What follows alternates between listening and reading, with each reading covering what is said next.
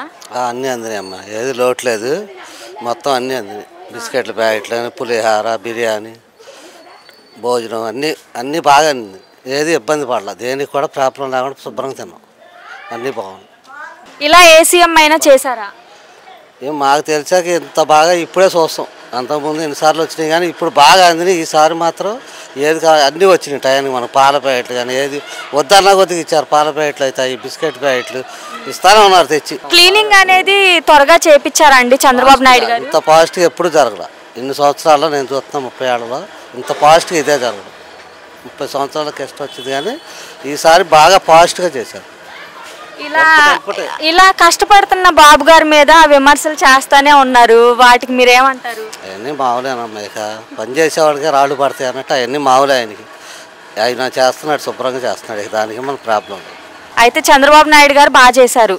బాగుంది. ఇప్పుడు అసలు ఎంపటెంపటే ఏదైనా ఎంపటెంపటే జరిగినాయి. అన్నీ అందినాయి ఇప్పటి వరకు. ఒకవేళ వైసీపీ ప్రభుత్వం ఉంటే ఎలా ఉండేది? ఇక అది మనం చెప్పలేము. అది ఎలా ఉండేది ఏంటో అప్పుడు విషయం అప్పుడు. కానీ ఇప్పుడు బాగుంది. ఇది చేశాడు, ఈయన చేసిందంటే బాగుంది.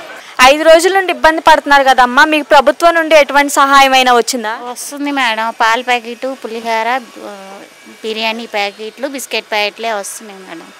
అది కూడా ఒక్కొక్కటే. ఇంతమంది ఫ్యామిలీకి ఒక్కొక్కటే వస్తున్నాయి.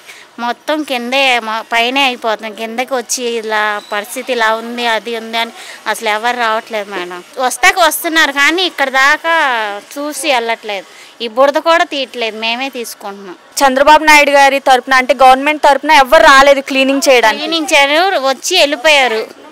అట్నుండి అట్టే వెళ్ళిపోతున్నారు. ఇప్పుడు మేమే చేసుకుంటున్నాం. వచ్చారు పొద్దున వచ్చి 2 తాటలు తీసుకెళ్ళారు బండి, అంతే. మేమే చేసుకుంటున్నాం.